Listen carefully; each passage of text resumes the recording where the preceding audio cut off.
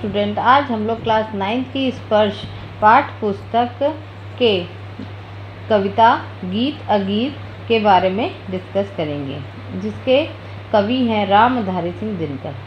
रामधारी सिंह दिनकर का जन्म बिहार के मुंगेर जिले के सिमरिया गांव में 30 सितंबर 1908 को हुआ। वे सन 1952 में राज्यसभा के सदस्य मनोनीत किए गए। भारत सरकार ने इन्हें पद्म भूषण अलंकरण से भी अलंकृत किया। दिनकर जी को संस्कृत के 4 अध्याय पुस्तक पर साहित्य अकादमी पुरस्कार मिला। अपनी काव्यकृति उर्वशी के लिए उन्हें ज्ञानपीठ पुरस्कार से सम्मानित किया गया। दिनकर की प्रमुख कृतियां हैं हुंकार, कुरुक्षेत्र, परशुराम की प्रतीक्षा, उर्वशी और संस्कृति के 4 अध्याय। दिनकर ओज के कवि माने जाते हैं। इनकी भाषा अत्यंत प्रभावपूर्ण, ओजस्वी और सरल है।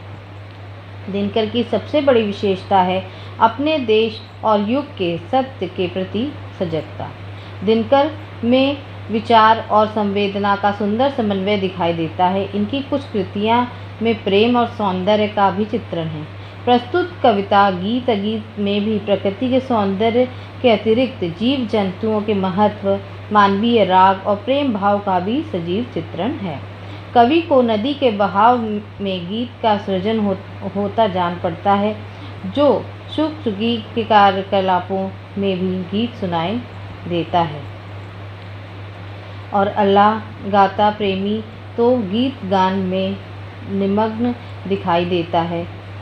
कवि का मानना है कि गुलाब शुकी और प्रेमिका प्रत्यक्ष रूप से गीत सृजन या गीत गान भले ही न कर रहे हों, पर दरअसल वहाँ गीत का सृजन और गान भी हो रहा है। कवि की दुविधा महज इतनी है कि उनका वह गीत जो गाया नहीं जा रहा है महज इसलिए अगीत है, सुंदर है, या प्रेमी द्वारा सस्वर गाया जा रहा गीत। गीत अगीत गाकर गीत विरह के तटनी वेगवती बहती जाती है। दिल हल्का कर लेने को उपलों से कुछ कहती जाती है। तट पर एक गुलाब सोचता, देते स्वर यदि मुझे विधाता। अपने पतझड़ के सपनों का मैं भी जग को गीत सुनाता। गा गा कर बह रही निर्झरी, पाटल मूक खड़ा तट पर है। गीत अगीत कौन सुंदर है। कविता के इस भाग में नदी को बहने से जो सुंदर दृश्य दिखाई देता है कवि ने उसका बहुत ही सुंदर वर्णन किया है। कवि कहता है कि नदी को बहता हुआ देखते हुए ऐसा लगता है जैसे कि नदी किसी के बिछड़ने के दुख में दुखी होते हुए गीत गाते हुए बड़ी तेजी से बह रही है।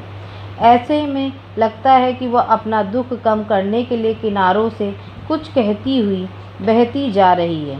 कवि कहता है कि किनारे के पास में ही एक गुलाब चुपचाप यह सब देख रहा है और अपने मन में सोच रहा है कि यदि भगवान ने उसे भी बोलने की शक्ति दी होती तो वह भी पूरी दुनिया को अपने सपनों के गीत सुनाता।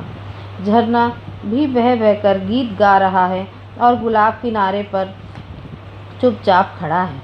कवि यह सब देखकर सोच रहा है कि मेरे द्वारा गाया गीत सुंदर है या प्रकृति के द्वारा न गा सकने वाला अगीत सुंदर है।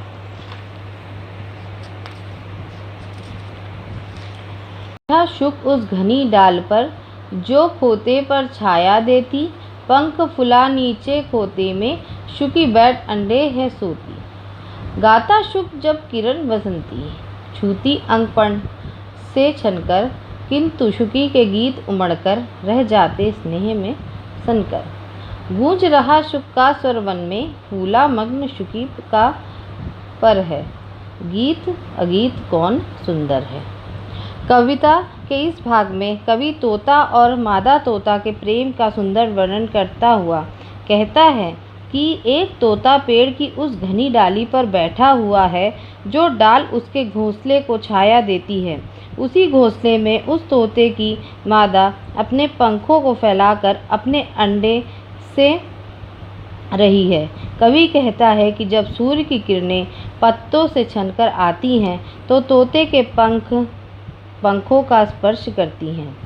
तो तोता गाना गाने लगता है। उसका गाना सुनकर उसकी मादा भी गाना चाहती है, लेकिन उसका गीत केवल तोते के प्यार में लिपट कर रह जाता है और उसके मुंह से कुछ नहीं निकलता।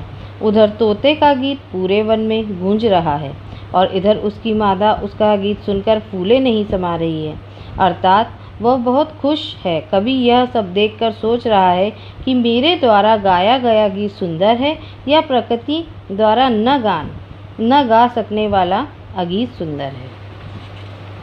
दो प्रेमी है यहाँ एक, जब बड़े सांझ अल्लाह गाता है। पहला स्वर उसकी राधा को घर से यहाँ खींच लाता है। चोरी चोरी खड़ी नीम की छाया में छिपकर सुनती है, हुई न क्यों मैं कड़ी गीत की विधना यूं मन में गुनती है। वह गाता पर किस वेग से फूल रहा इसका अंतर है, गीत अगीत कौन सुंदर है।